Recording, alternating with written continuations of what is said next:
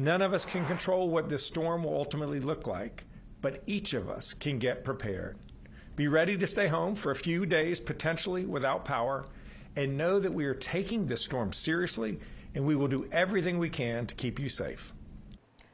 Now at noon, North Carolina Governor Josh Stein stressing that now is the time to prepare for the winter storm that's heading towards our area. The governor has officially put a state of emergency in place.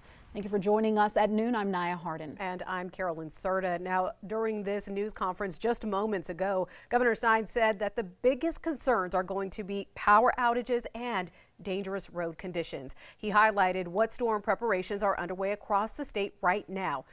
He confirms that the state emergency response team has been activated. Crews with the North Carolina Department of Transportation have been pre-treating roads, bridges, and overpasses. Aviation assets and helicopters will be on standby to make any rescues or transport any resources. And the National Guard and Highway Patrol will also be available to help first responders and help stranded drivers.